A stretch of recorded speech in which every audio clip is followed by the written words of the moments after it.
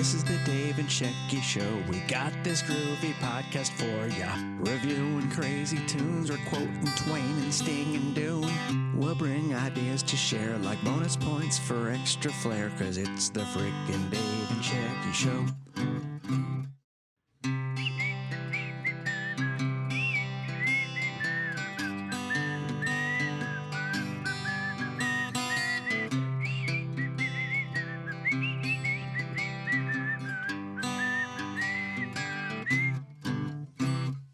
This is the Dave and Shecky Show. We're bringing you this groovy review. We might preview movies, bake some bread, or drink some smoothies. So come on, have way too much caffeine. You roll up some rivers, I'll reference some Raffy.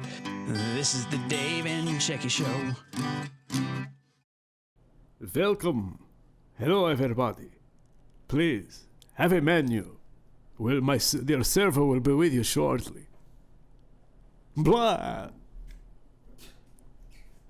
Welcome to Roberto's House of Vampire Pancakes. Oh, I am Roberto. what's your specialty pancake? Blood orange pancakes. Oh, okay, well that sounds delicious. A funny thing happened to me on the way to the crypt. Blah. Never mind, that was the joke. I see. All right, welcome everyone. Welcome to episode number 94. Thank you, you're welcome. I'll be right back with some more treats. Episode number 94 of the Middle-Aged Cool Kids Super Terrific Podcast, featuring your pals, Roberto and his partner, Sally. Who is Roberto who? Roberto the vampire, who I just spoke of. He's doing guest feature for two things. Uh-huh. He's not only opener, but also guest host. Excellent. And Sally, his very plain girlfriend. Oh, thank you for that. You're welcome. It's not bad, it's good. To be very plain? Yes, this is what I like. Girl next door type of thing. Okay, that's not the same thing. Oh, sorry, plain Jane, I mean. That's also a bad thing to say. G.I. Jane, I mean. Great movie, yes? No, but okay. You like it, this movie, no? I don't have feelings about that movie either way, actually. I'm very awkward on first date. This is why I led to being vampire. Uh-huh. Had to cut to the chase. Okay. Mm-hmm. I have to cut to the chase bank. I mean, I'll be right back. Oh, okay, great. Anyway, welcome to episode number 94. As you may or may not be aware, we are doing a month of spooky type podcast for Halloween in celebration of the month of October. It's been spooky themed stuff. Like, I think we did the top grossing Halloween or spooky movies of all time. What was the other one we did? I have trouble remembering. Aleister Crowley. Oh, of course. Evil man. Very bad man. Yes. Terrible person. Just a sociopathic lunatic that somehow people on YouTube just are defending him and pushing his weird society as if... Why so many Charles Manson shirts, but not Crowley shirts? Are there Manson shirts? Yeah, lots of Manson shirts. Oh, I didn't know. Manson shirts, stuff like that. What are they? Are there pictures of him, or? I guess or maybe it's Helter Skelter. I don't know, some sort of shirt. You've seen shirts. Well, there's a song, Helter Skelter. Yes, but there's also T-shirts. But are they of the song or the book, or are they? I don't know. That's what I'm saying.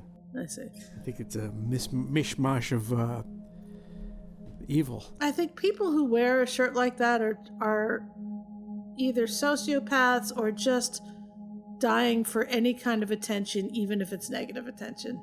There's no reason to put Charles Manson in high regard, and there's definitely no reason to wear a t-shirt with Charles Manson on it. I wonder if Charles Manson ever voted. I think once you've been locked up, you are no longer eligible to vote. God damn it. He would have been a proud Democrat. Perhaps. I don't know, and I Perhaps don't care. more than that, Jim. Perhaps more than that. So today's episode, continuing with the spooky theme, Spooky. is all about the adventures, I guess, of Ed and Lorraine Warren.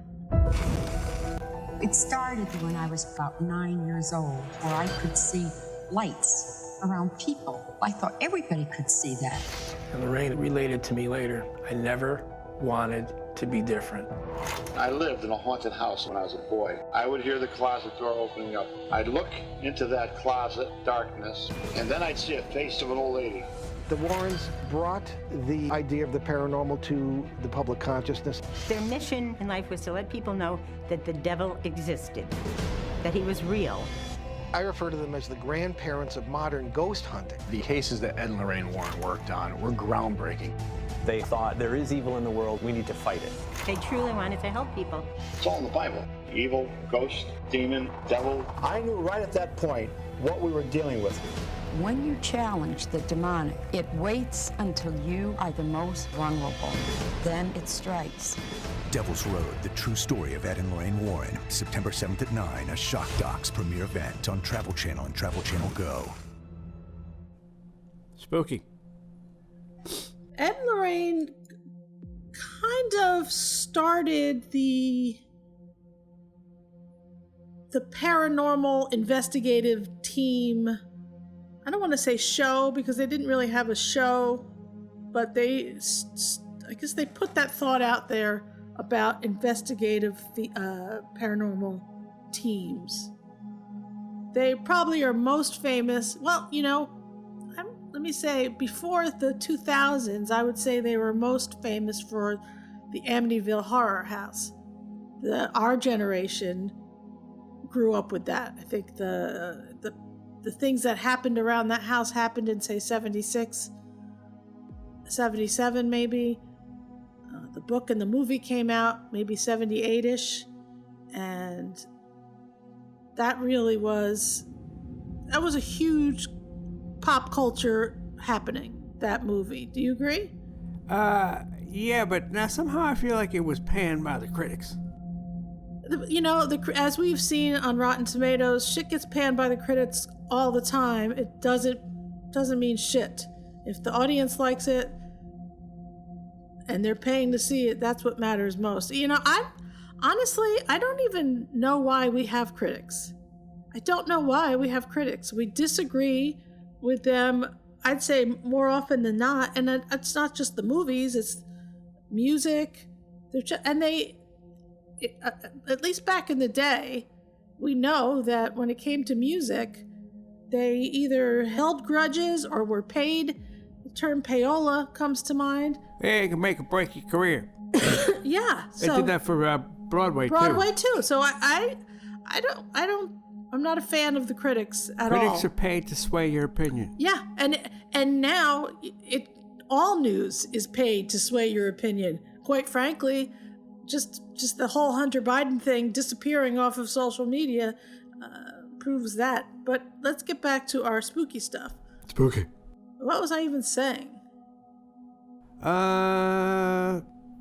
Critics.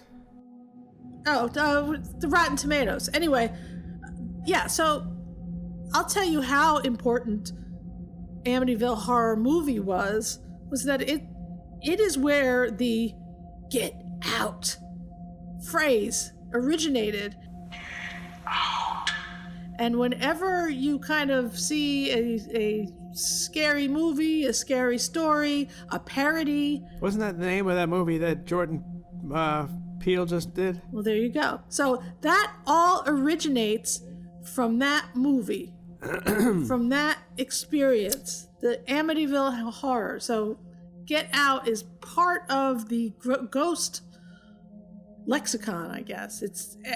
I would say almost everyone is familiar with the phrase. Maybe they don't, the younger folks don't know where it came from, but that's where it came from. That's it. Everything about this house was evil. A lot of people say, well, I was in that house one time and nothing ever happened to me. It's not that a house is haunted 24 hours a day. You don't walk into a haunted house and see ghosts flitting all over the place. Mm-hmm. After 9 o'clock, the psychic hours start, 9 to 6 in the morning. 9 o'clock, the energy starts to build up because of the darkness. Then you start to get what we call the infestation in a house like Amityville. First you hear the little knockings, the rappings. Then you might hear pounding sounds. Then you might hear crying or sobbing, hysterical laughter. These are the types of things that actually happen in these homes. So the Warrens have been a very important piece of the paranormal puzzle that swept the nation, and I think it continues to sweep the nation. We have just as many ghost shows as we've ever had. Zach Baggins is still doing his thing. Jason Hawes from what was the name of his show? Ghost Hunters. Now he has a new show on Travel Channel called Ghost Nation. So honestly, Travel Channel, I don't know why their name is the Travel Channel. There's no more Samantha Brown going to different places. That's what the Travel Channel used to be.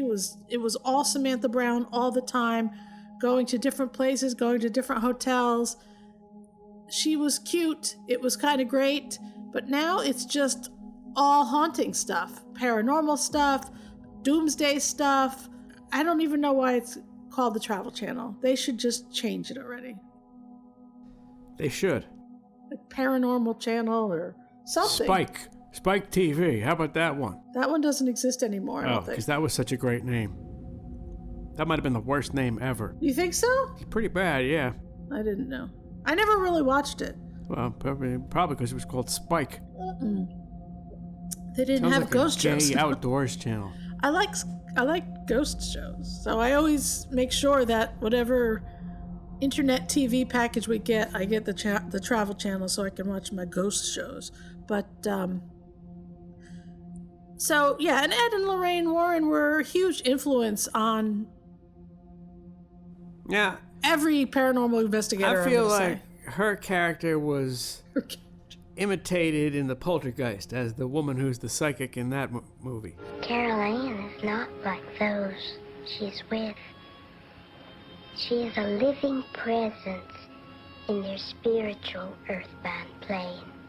You know, she could have been. That woman was tiny and... Based on her, somehow. She could have been. So anyway, the Travel Channel has a new documentary out. It's called The Devil's Road, and it is a 2-part documentary about Ed and Lorraine Warren.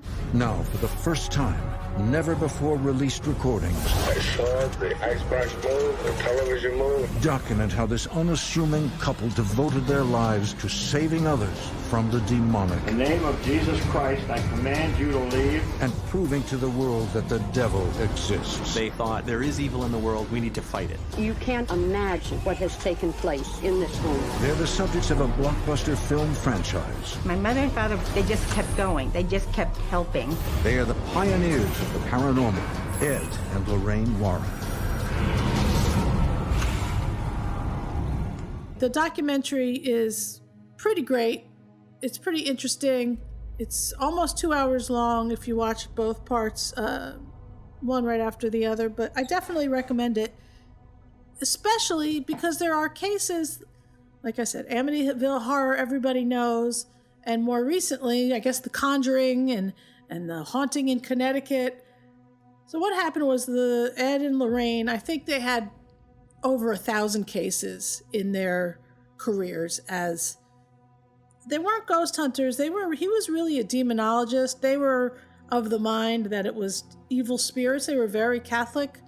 So they kind of went the evil spirit demon route a lot of times with these hauntings. But with all of their cases, they wrote a book, or somebody wrote a book. I'm not sure. No pun intended. It was really not intended.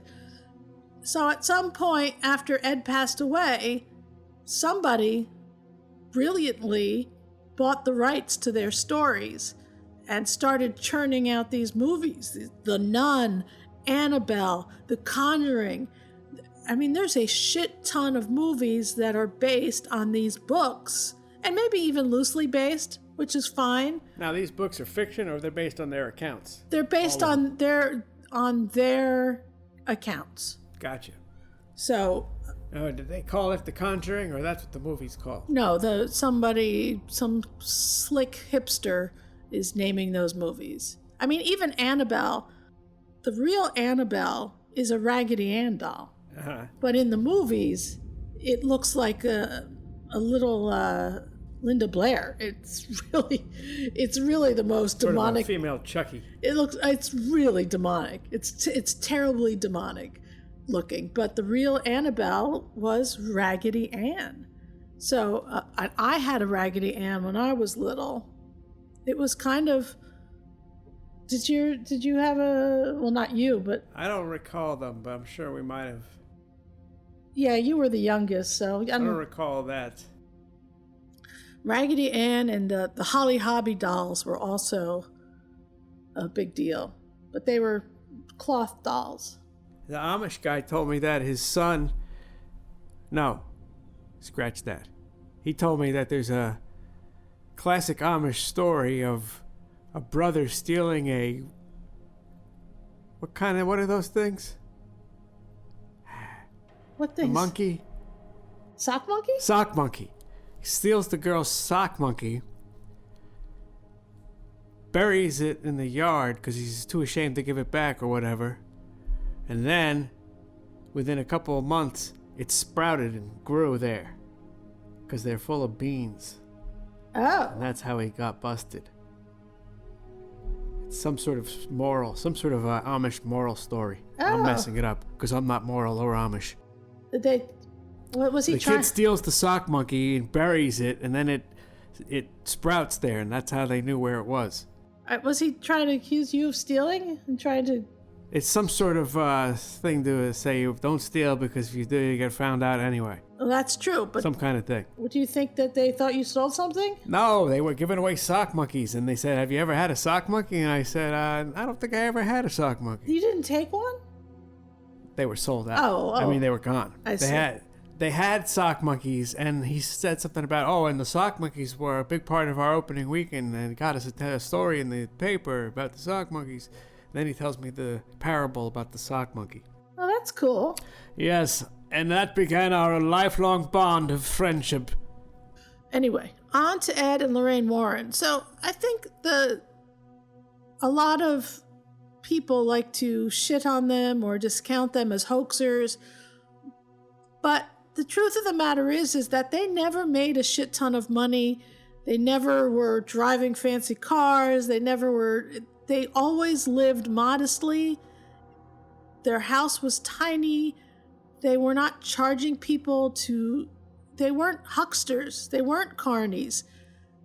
And I think there was a rush to paint them as such by people who didn't want other people to panic, people that didn't want other people to question their reality. I find that when people are so quick to discount the Warrens, I think those people have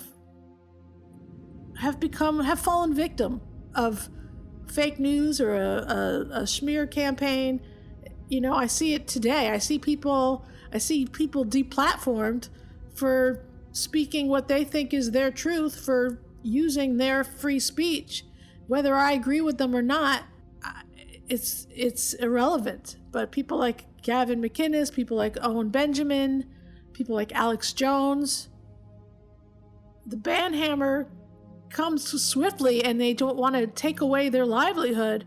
And I think that's what happened with the Warrens way back when. And I think they never gave up. This documentary, The Devil's Road, it goes into detail about some of their more popular cases. But they had, in reality, I think, at least 1,000 cases. And that's a lot of cases. Yeah, people called them. People called them in the middle of the night. And they didn't ever say no. They didn't ever not take the call.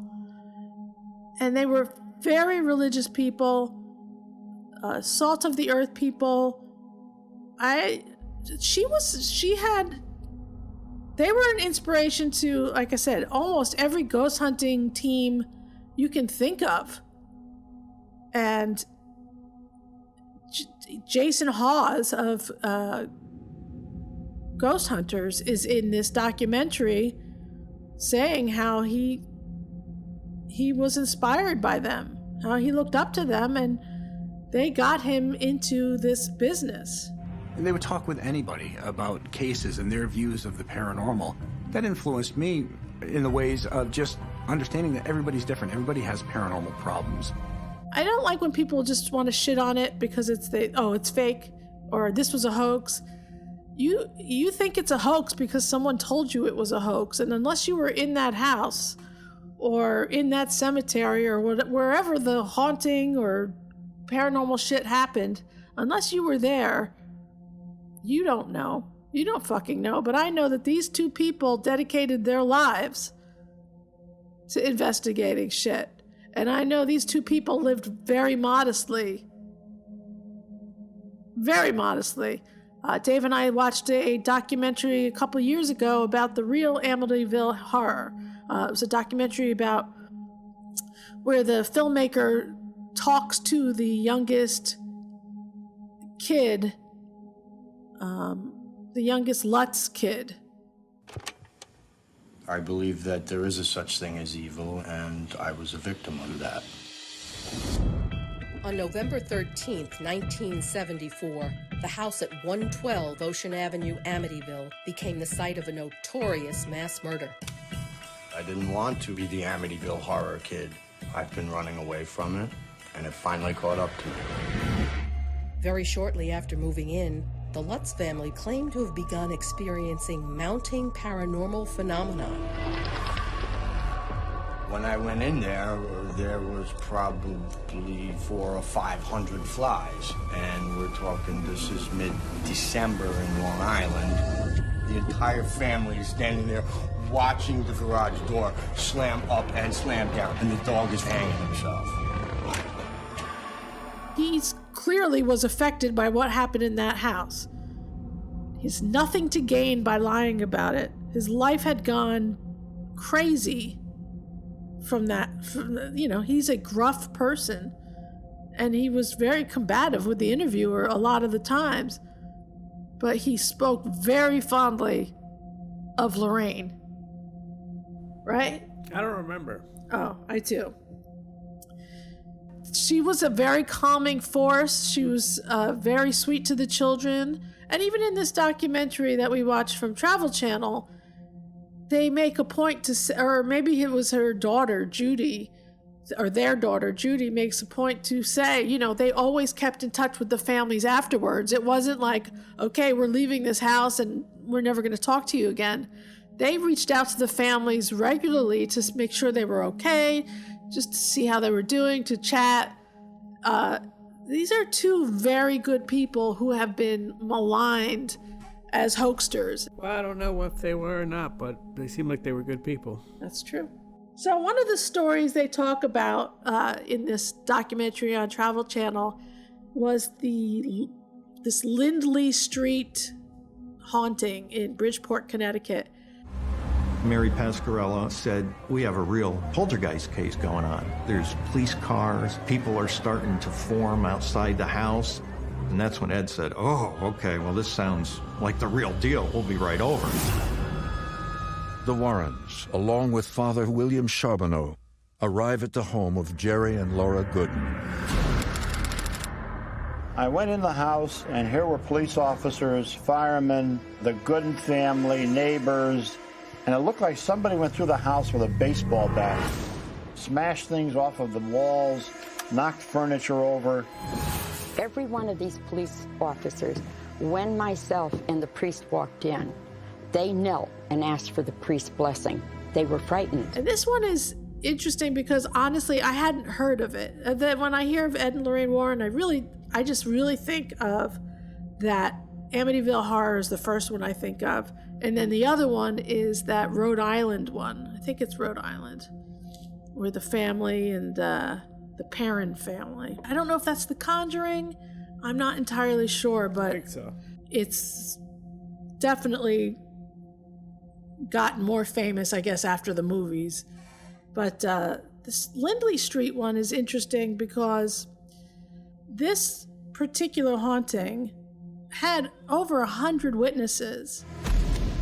As part of his investigative technique, Ed Warren tapes interviews with witnesses. In these rare recordings, we hear Ed speaking with the first police officers called to the scene. What is your name, Officer Tomac? Could you tell me what happened, please? Well, when we got here, the house was a ray. We observed things lift off the shelf and fall to the ground. We observed other furniture move. You had actually seen this yourself? Some of this we saw, others happened while back was turned within a split second. But in your opinion, no one could have moved this? No. What is your full name, officer? Carl Jalianzi. What had you witnessed here that you would consider paranormal? Well, I seen the little girl sit in a reclining chair, and she flew back in it. I seen her about 3 times. I seen the picture fall off the wall.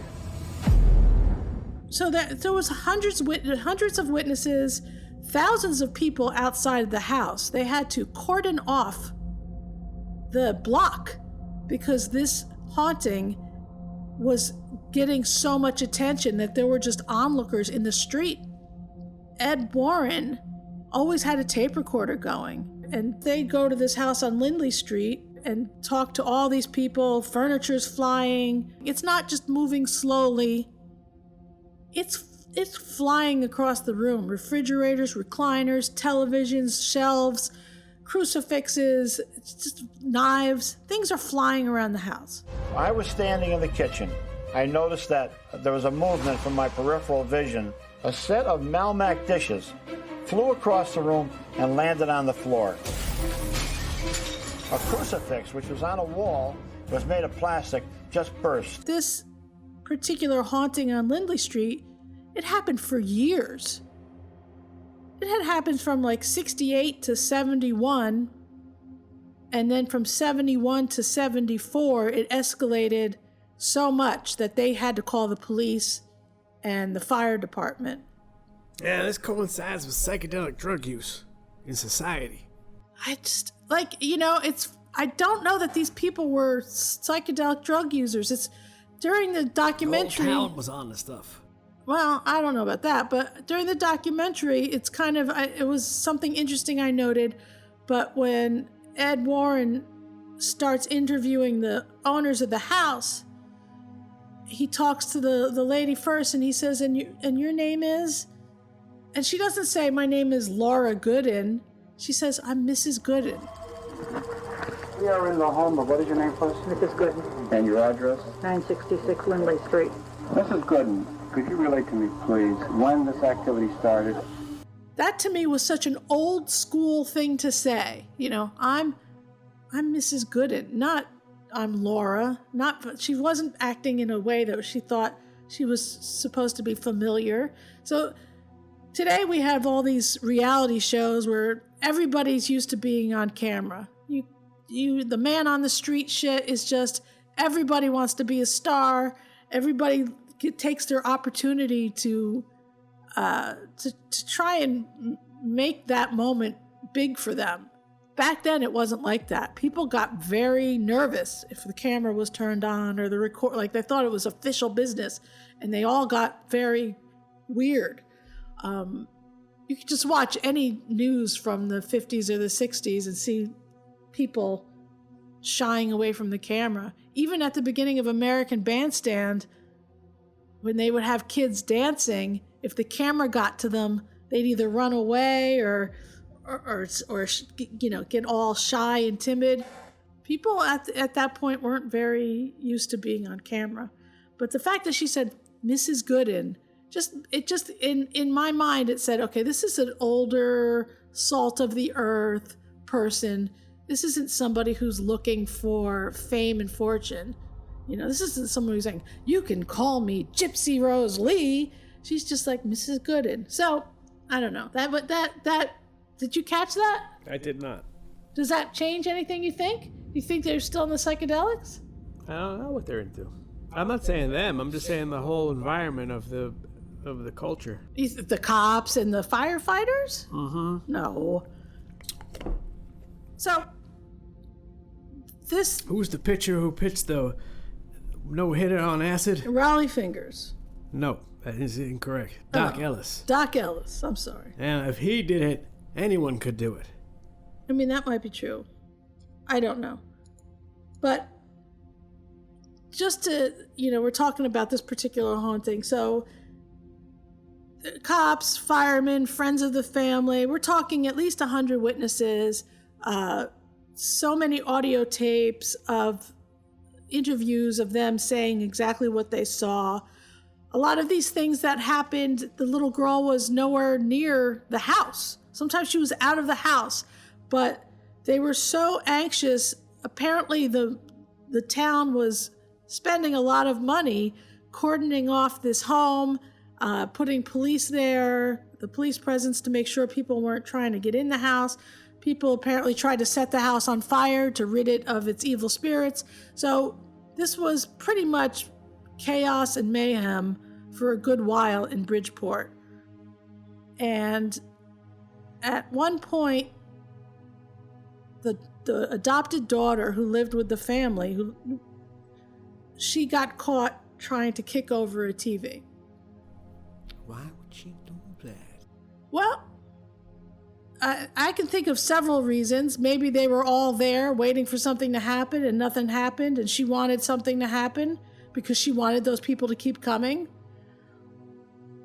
Maybe something in her head, something whispered in her ear, you should knock that over. But her doing that, they jumped on that so quickly. They had an opportunity to say, oh, it's the little girl, it's all a hoax, even though things had happened in that house that were unexplainable. Police Superintendent Joseph Walsh declares the haunting a hoax perpetrated by Marcia Gooden. The exorcism would never take place. In the morning, on the radio was, the little girl did it.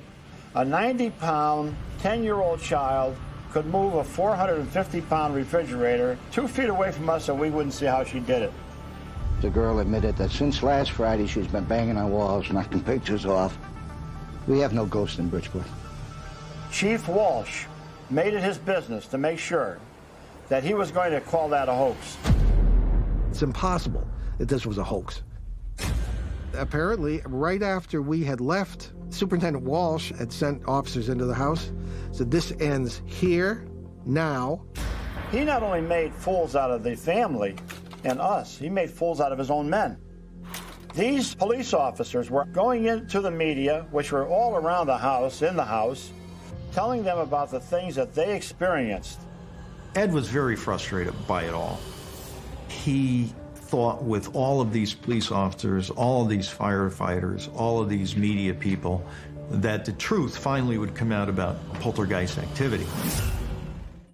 It was very fishy, and it comes to find out the people of Bridgeport never believed that official story of the hoax. They never believed why did it. It stop? Apparently it didn't stop. It didn't stop. They were supposed to get that house exorcised. Why wouldn't they just tear down the house? I mean, this house, have you seen the house? It's a tiny...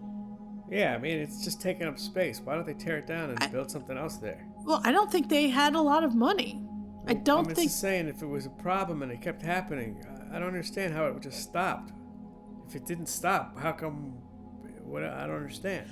I think a lot of paranormal activity starts out of nowhere and stops out of nowhere. I don't know why. I don't know. I really don't know why. But there are one of the cases they talk about in this documentary, The Devil's Road. They got somebody in to do an exorcism on the house and a cleansing on the house, and it did stop. It did stop it. It stopped it cold. So sometimes it stops. I think maybe they had the house blessed, but not exorcised. I'm not sure. But even after they said it was a hoax, the activity continued for a while, and then it slowly died off. So there's that. There's this website called damnedconnecticut.com where they have whole article about the Lindley Street haunting. And in the comments section, there are some very interesting comments from people who were around that time. And I would like to read a few of them. Nelson P. said, I worked in City Hall in 1974 in the Data Processing Center managing the automated system of the records room of the Bridgeport Police Department. By that association, we gained a copy of a written report by an officer who was present when the paranormal shit hit the fan on Lindley Street. The most chilling account was when in his writing, and the cat said to the officer, "How's your brother Bill doing?" And the officer looked down and replied, "My brother's dead." The cat then scowled, "I know," swearing repeatedly at the officer, and then ran off. Other visual events in the report include a levitating refrigerator and an armchair that flipped over and could not be lifted back into place by the officers. One officer who witnessed it all took an immediate leave of absence, having been that shaken by the experience. Nelson P. says, I today firmly believe that these events took place in that home.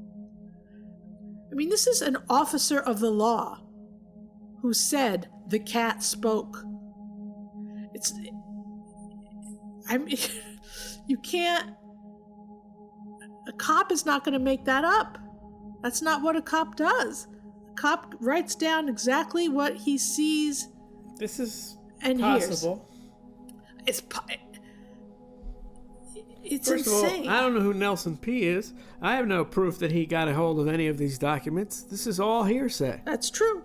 I have no idea. John B. in the same comment section says, a friend of mine lived a few houses away. The crowds were so large, the police cordoned off a large area. I had to get police permission to get to my friend's house, and he had to verify who I was. Pretty crazy. Not many people believed the official explanation. Firefighters and police officers would not report what they saw and expose themselves to criticism and endanger their jobs. The official word was issued to tone down the crowds and stop the expense of maintaining order. Wow, that sounds like a fair assessment. My father was a close friend of the police officer. This man was affected for many years. I remember as a child when these events occurred, the impact it had on all of us. The hoax story was simply for crowd control. So there's a lot of people in Connecticut who remember when this happened. I mean, these people are our age now. They remembered it happening, and they didn't believe the hoax story. They say the hoax was fake news. Again, if there was 100 witnesses, 100. It's kind of like when Flight 800 went down. Do you remember that? Mm-hmm. And there was a whole bunch of witnesses that saw it shot down, that saw a missile go up and bring it down. Tons of witnesses, and the FBI refused to even question them. Sometimes the real story is just not convenient for the powers that be. And that is a problem. That is a problem. So, when someone is so quick to shit on somebody or to try to get them canceled, especially if it's a bigger organization, question it every time. Southern Poverty Law Center, question it every time. Question it, or I go out of my way, honestly, to support anybody that has been canceled by people I don't trust. Absolutely will support them the best I can. We don't have a lot of money, but if you have a Patreon or you have some other thing that's $5 or $6 a month, I'm going to do my best to support you if you've been canceled by the pitchfork and torch crowd. That's why I get really angry when people shit on the Warrens so quickly and so completely. It's maddening. So, of course, that house is still there. The Lindley Street house. It is very tiny. It is the literal size of a 2-car garage. So these people clearly were not rich. The little girl, Marcia Gooden, she had been adopted at a very young age. And poltergeist manifests around young, troubled kids. Mostly troubled girls, for whatever reason. So she could have been troubled. In what way? I don't know. Maybe she didn't like living with them. She was adopted. I mean, today, if you want to adopt a baby, you basically have to be ridiculously well off, right? Maybe, don't they come to your house and make sure that you've got money? And I know it's like it depends on what kind of kid you want. Is that true? Yeah, you know. I don't think so. I don't think so. Is one thing. It goes down the line. I don't think that's true anymore. You want a gay Asian kid, it's pretty cheap. I don't believe that. Well, actually, they're more expensive. They're prone to take care of you. I don't know. I don't believe any of that.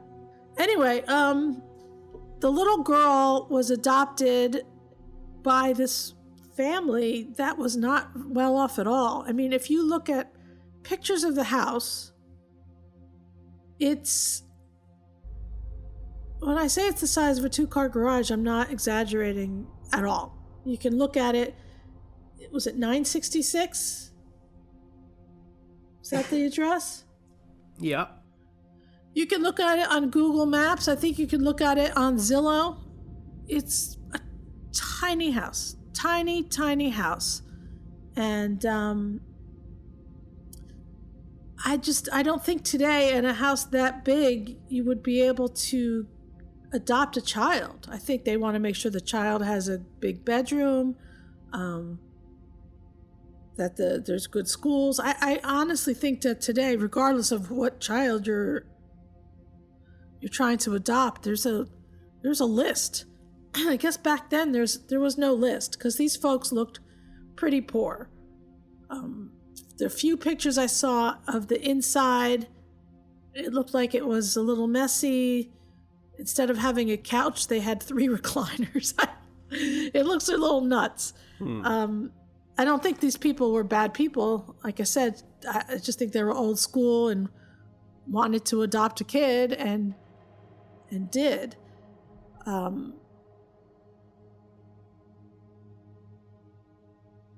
don't know. So maybe she manifested a poltergeist because she was unhappy. And as she got older, maybe she got more unhappy. But the truth of the matter is that the story doesn't end where they call it a hoax. The story, she leaves the house at 18, I think, 18 or thereabouts, and is never seen again. Does not keep in contact with her family. All right, so there's more to the story than meets the eye. There's more to the story than meets the eye, but What an ungrateful cunt. Well, maybe something bad was happening in the house. Maybe her parents, ever since she claimed that it was a hoax, maybe it affected their lives negatively forever after that. Like maybe no one wanted to talk to them. I don't know. I really don't know. She leaves the house and never talks to her parents again. They never, no contact. She leaves. Maybe she went back to her real parents. She did apparently look for her real parents, who were indigenous people, native Indians from, I think, Canada. How did they end up giving away their daughter? I don't know. That sounds fishy. I don't know what happened there. The whole thing sounds fishy. I honestly don't know what happened, but she left. Let me tell you something. And I never heard of someone adopting an Indian from Canada ever. Well, you just heard it today. That's the first time I ever heard of such a thing. I don't know. I think this haunting is a big deal, and I think the swift shutdown of everything and the exclamation of hoax, hoax, hoax, I don't like it. Did Mr. Gooden have a beard? No, I don't think he did. All right. I think he was a clean-cut gentleman. Everybody has a beard who's up to no good in this movie. What do you mean? What movie? Well, in the documentary? Mr. Defeo had a beard. Uh-huh. And the man who moved into the house right after him happened to look exactly like him. George Lutz? Yeah. Uh-huh. Now, he had a beard. I see. So, apparently, Satan does evil around people with beards. Or perhaps, yes, exactly. Never mind. Perhaps in the 70s it was fashionable. Have you seen Mad Magazine, the guy with the beard? He's all satanic. Which guy? One of the what was it? Better Life? Lighter Side of? Lighter Side? I don't think so. Yeah. Anyway, so, I mean... Let me ask you something. Okay. Yeah, Amityville Horror. Yeah? The shit happened. Yes. And then they wrote a book about it? And then they wrote a movie about it? Who's they? The people who did this. I'm saying, was it a book and then a movie? Or it was just a horrible event and then a movie? It was a horrible event that made the news, and then it was a book by Jay Anson, and then it was a movie. Now, is the movie based on the book? Yes. Now, what the fuck does Jay Anson know about the horrible event if he wasn't part of it? I think he interviewed everyone involved. Oh, so it's the world according to them. Well, they're the ones who lived through it, right? Well, yeah, so they have their tainted story. And their personal point of view. I'm just saying, how do we know what that movie... How do we know what's real and what isn't? Next thing I know, you're going to tell me The Howling is based on true events. Let's see here. Jay Anson was an American author whose most famous work was The Amityville Horror. After the runaway success of that novel, so it's calling it a novel, he died in 1980. His work, The Amityville Horror, was sold as a true story, and it was based on the reported experiences of George and Kathy Lutz. Wait, a novel can be true story? No. Well, that's a contradiction of reality right there. The Lutzes had sold the rights to the book to Anson, who had added to and adapted some of the Lutzes' original claims. A film was later made of the book in 1979, which exemplified these additions. He's a fabricator. And he died a year after that. Yeah, but too much for him to bear. Now that cross was too heavy. I don't know. That seems a little interesting, right? I like The Omen when the cross is in the picture, and then the guy gets hit by something in real life. The priest. Isn't there a bolt, a lightning bolt in a black and white photo? And then the guy gets struck down. What? Is that The Omen?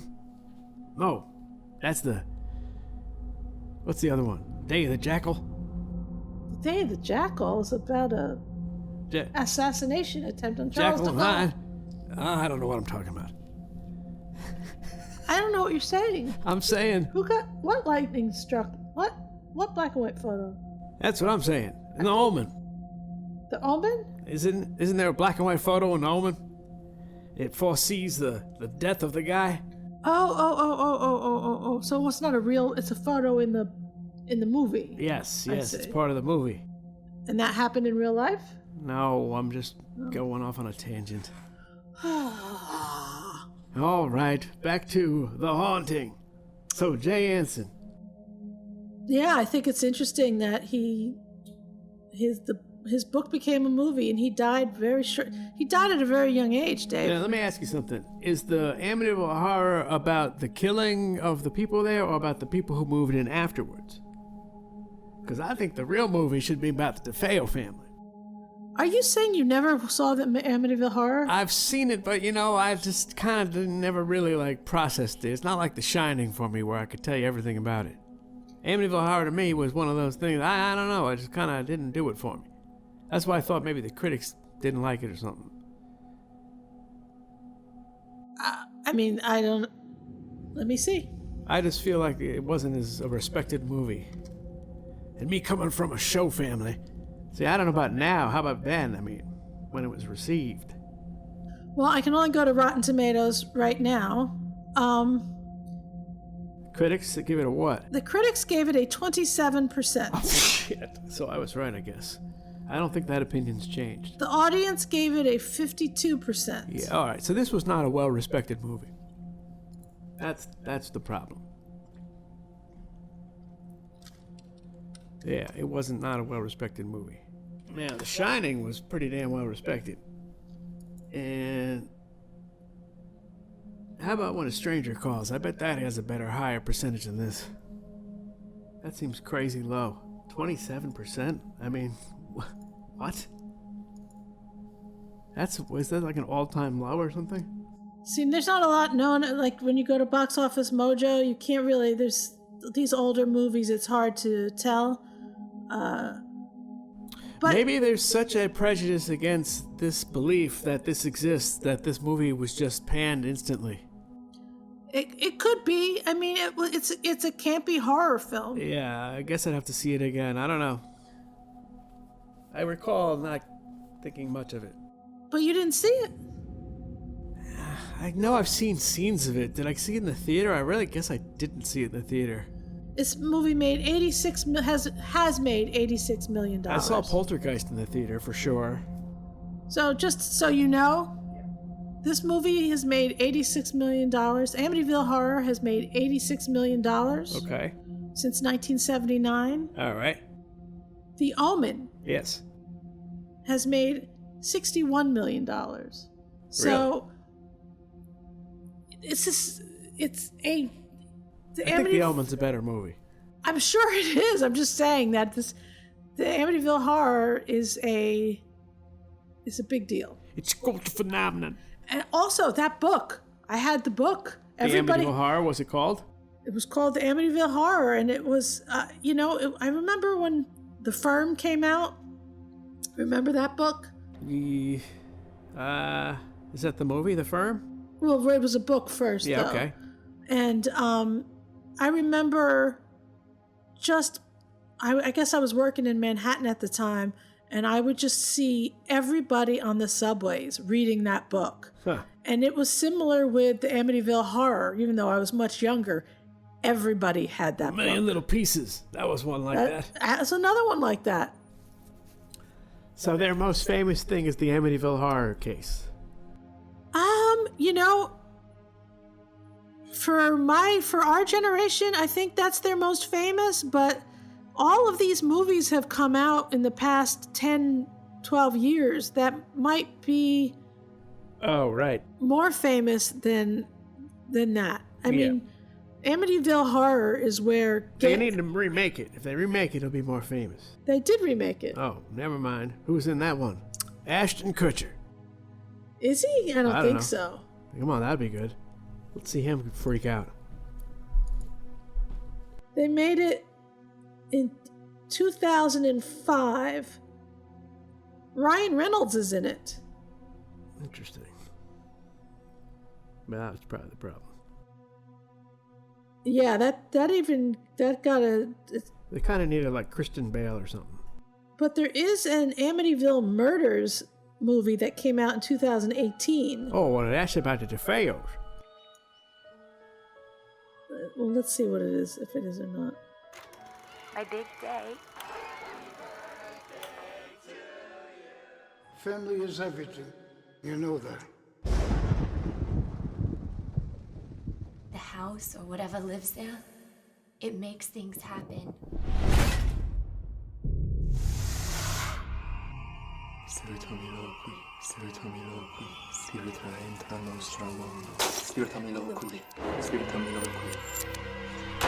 Butch, we have to get out of here. Butch, stop! What are you doing?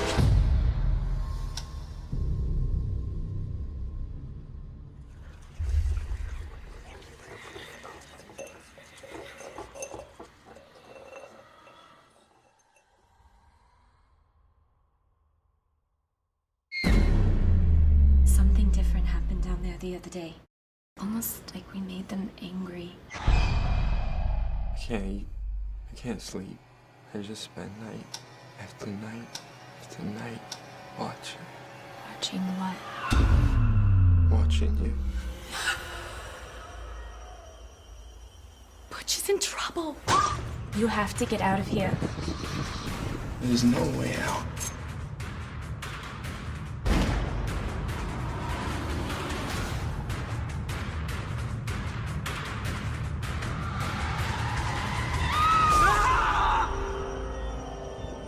I see the end coming. A terrible, beautiful end.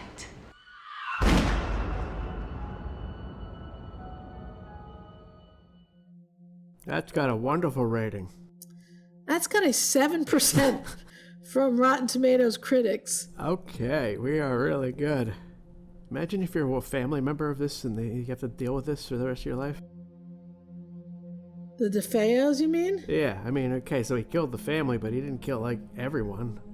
The aunts, the uncles, the people related to them forever. This is your fucking dynasty, legacy.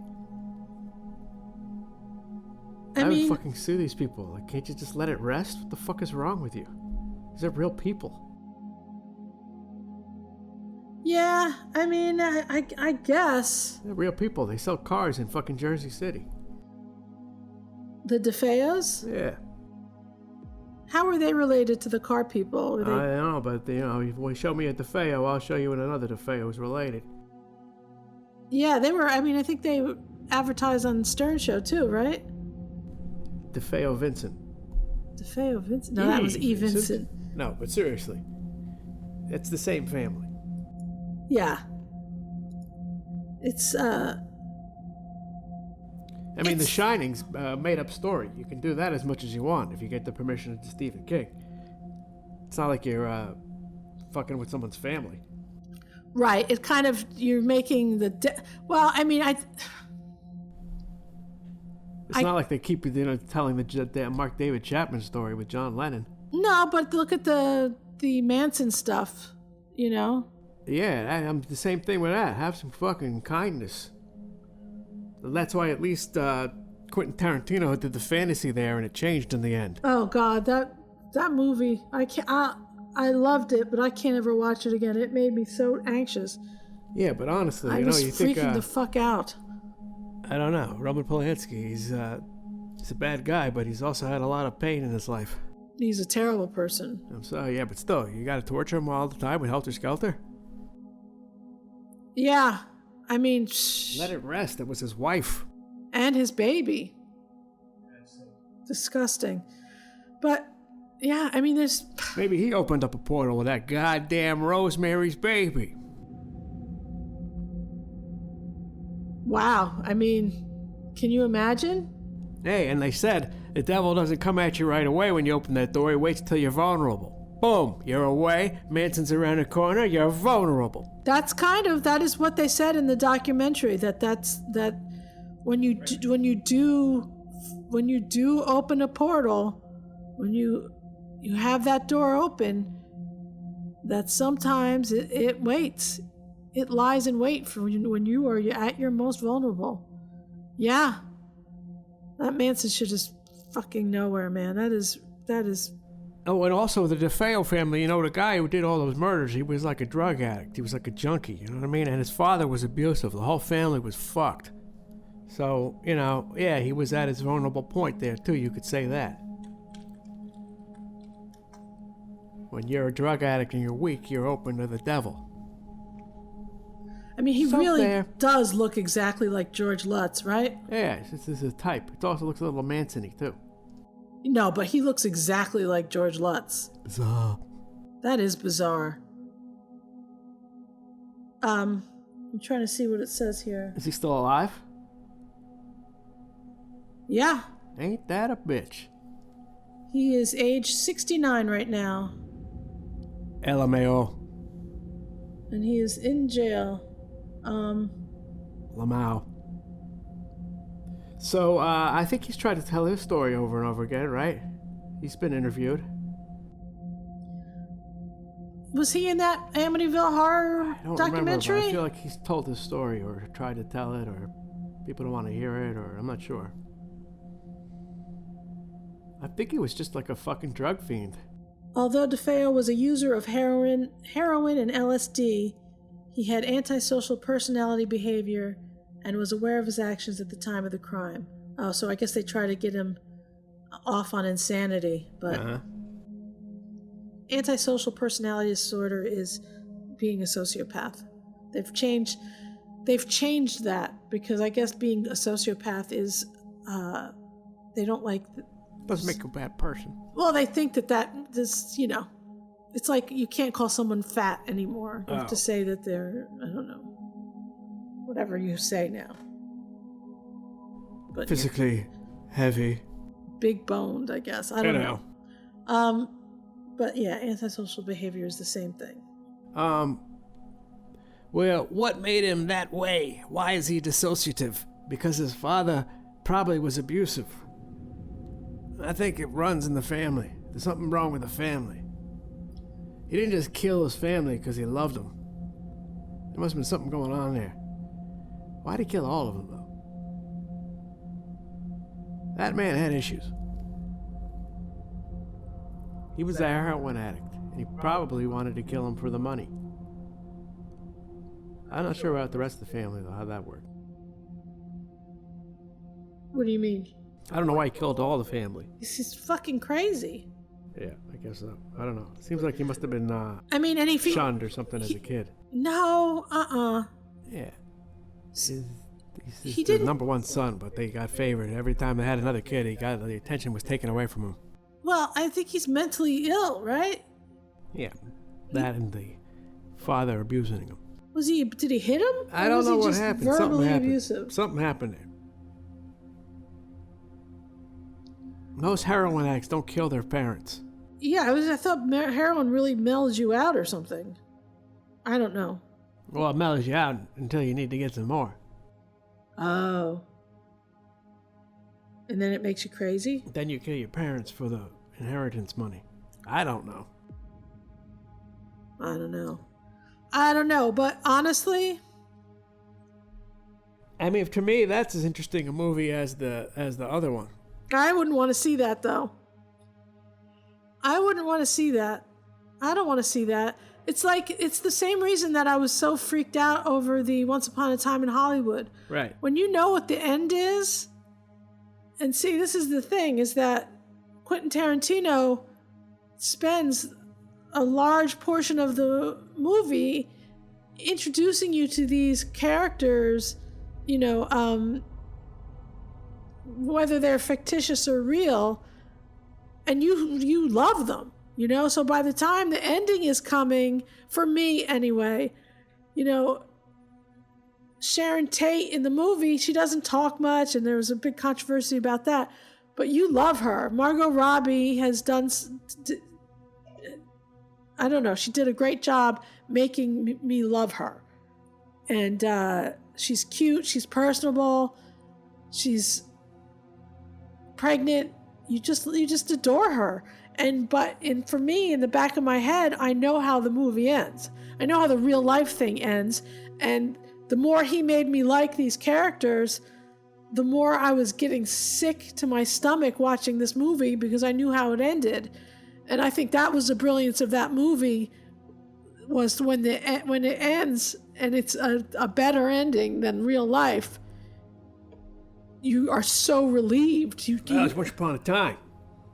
I was so relieved. The stress was so much better. I couldn't contain myself. It was brilliant. It was brilliant on his part. Amazing. If you have not seen it, you should see it because it's just a ridiculously well put together movie. It's no Black Panther. Anyway, okay. So this has been we watched the documentary, the Travel Channel documentary, The Devil's Road. It is a 2-part documentary, but you can watch the whole thing on demand, and it's also available in other places to see, and I will actually link that in our show notes on the website, because I don't know how legal that is or not. But I definitely, if you're interested in this kind of stuff, I definitely recommend it. And yeah, so this has been our 3rd episode of this October. We have one more spooky episode left, and then we're on to regular types of episodes. You have anything you want to say, Dave? Spooky. Excellent. All right. It's a spooky. Head on over to our website. It's middleagecoolkids.com. Everything, every episode we've done so far, so it's 93 other episodes, live on that website. Or you can, of course, subscribe on iTunes or Stitcher or TuneIn or Google Podcasts, whatever you're interested in. We have a YouTube channel, and I actually started a second YouTube channel. So if you're interested in seeing stupid shit that I do that has no redeeming qualities at all, head over to Shextra. It's extra shecky shit. Shextra. And you'll learn how to make ice cream, or you'll see what I have to say about various nail polishes. It's one of those types of channels. All right. That's it for this week, and we will see you next time. America? Take it ish.